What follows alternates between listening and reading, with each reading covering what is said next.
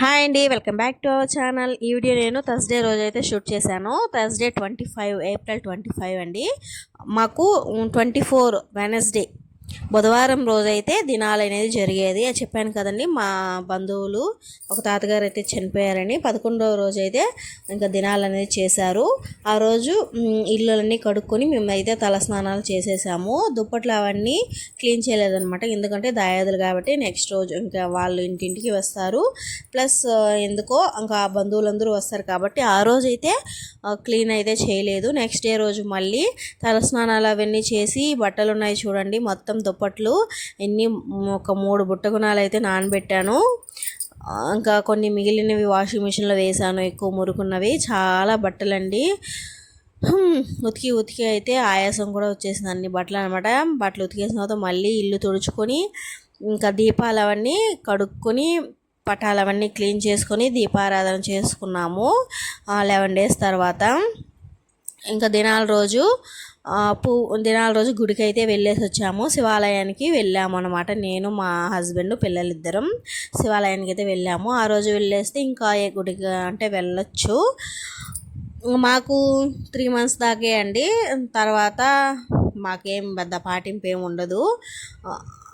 ఏమో ఒకసారి అంటే అయ్యవారిని కూడా అడగాలి. అంటే మేము సొంతం అంటే మరీ సొంతం అని కాదు, కొంచెం దూర బంధువులు. అంటే మా మామయ్య వాళ్ళ తాత అండ్ ఇప్పుడు చనిపోయారు కదా ఆయన వాళ్ళ డాడీ అన్న తమ్ముళ్ళు అనేసి చెప్తున్నారు. మరి మాకు 1 year దాకా పాటింపు ఉంటుందా ఉండదా అనేది తెలీదు. మాకు తెలిసిన పూజారి అంటే స్వామి ఉన్నారనమాట, ఆయన్ని అడగాలి. ఇంకా అడిగేసి మేమైతే ఫంక్షన్లు అవన్నీ చేసుకోవచ్చా లేదు అనేది కూడా తెలియదు, ఇంకా తెలుసుకోవాలన్నమాట. ఇన్ని రోజులు ఇంకా పూజా రూమ్ని క్లోజ్ చేస్తున్నాం కాబట్టి మొత్తం డస్ట్, పూజా రూమ్ అంతా ఫ్లవర్స్ అంతా గజిబిజిగా ఉంది. పూజా రూమ్ని ఎప్పటికప్పుడు శుభ్రంగా పెట్టుకుంటుంటేనే నాకైతే ఎందుకో మనసు బాగుండదు. రోజు డీప్ క్లీన్ అయితే చేయలేం కదా. డీప్ క్లీన్ చేసిన 1 రోజు 2 రోజులు నాకు పూజ చేసుకోవాలి ఇంట్రెస్ట్ ఉంటుంది. ఇంకా 3 రోజులు అయిపోయిందంటే కొంచెం డస్ట్ అనేది పడిపోతుంది, ఎందుకో మనసు రాదు. వెళ్ళి దీపారాధన చేసి దండం పెట్టుకుని వచ్చేస్తూ ఉంటాను అనమాట. పెద్దగా పూజలు ఏం చెయ్యను. డీప్ క్లీన్ చేసిన రోజు మాత్రం చాలా ప్రశాంతంగా ఉంటుంది. ఇలాగే రోజు ఉండాలి అనుకుంటే ఉండదు కదండి. ఏదైనా ఫంక్షన్లు కానీ పెళ్ళిళ్ళు ప్లస్ శుభకార్యాలు అశుభకార్యాలు ఏది వచ్చినా ఆడవాళ్ళే పనులు చేసుకోవాలి. మగవాళ్ళ పని హ్యాపీ, తిన్నామా పడుకున్నామా తెల్లారిందా అన్నట్టు ఉంటారు. ఇక్కడ అదే సంగతి. మాకు ఎన్ని పనులున్నా, ఎంత అలసిపోయినా, జ్వరం ఉన్నా, ఏ ఉన్నా సరే మేమే పనులు చేసుకోవాలి, వాళ్ళైతే హెల్ప్ చేయరు. మా ఆయన ప్రశాంతంగా వాటర్ మెలన్ కోసుకొని తింటున్నాడు. ఇంకా నాకు తప్పుతుందా? నాకెవరు చేసి పెట్టేవాళ్ళు, నేనే చేసుకోవాలి. మార్నింగ్ స్నానం చేసాము. ఇంకా ఈవినింగ్ మళ్ళీ స్నానం చేసి ఇవంతా క్లీన్ చేసుకొని చాలా టైం అయితే పట్టేసింది. నడుములు అయితే నైట్ పడుకునేటప్పుడు అసలు విపరీతమైన నొప్పులు.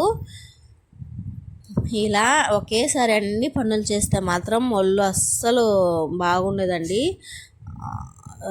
అంటే ఈరోజు కొన్ని పనులు చేసాం, నెక్స్ట్ డే రోజు కొన్ని పనులు అలా చేసుకుంటే ఓకే, కానీ ఒకేసారి అన్ని పనులు అంటే కష్టమండి. ఇలాంటి అశుభ కార్యాలు జరిగినప్పుడు మాత్రం పనులన్నీ ఒకేసారి చేసుకోవాలి, తప్పదు. బట్టలు ఉతకాలి, ఇల్లులు కడగాలి, ఇంకా దీపాలు కడగాలి, పూజ రూమ్ క్లీన్ చేసుకోవాలి కంపల్సరీ. దీంతోపాటు వంట చేయాలి, గిన్నెలు కడగాలి, ఇల్లు క్లీనింగ్ చేసుకోవాలి. మరి నార్మల్ డేస్లో వంట చేయడం, గిన్నెలు కడగడం, ఇల్లు క్లీన్ చేయడం మాత్రమే ఉంటుంది. ఇలాంటి డేస్లో ఇంకా పనులు ఎక్స్ట్రా అవుతాయన్నమాట. దీపారాధన చేస్తున్నాం కదా, సాంబ్రాణి దూపాలు ఏమి వేయకూడదంట. ఓన్లీ అగ్గిపుల్లతో దీపం వెలిగించుకోవాలి, గంటలు అవన్నీ కొట్టకూడదు. అసలు అగ్గిపుల్లతో దీపం వెలిగించరాదు అంటారు, కానీ ఇంకేం చేద్దాం, సాంబ్రాణిలు వెలిగించకూడదు అంటున్నారు. సరే అండి, ఈరోజు వ్లాగ్ అయితే ఇది. నా వీడియో నచ్చితే లైక్ చేయండి, షేర్ చేయండి, అలాగే తప్పకుండా సబ్స్క్రైబ్ అయితే చేసుకోండి. Please subscribe my channel. By bye friends.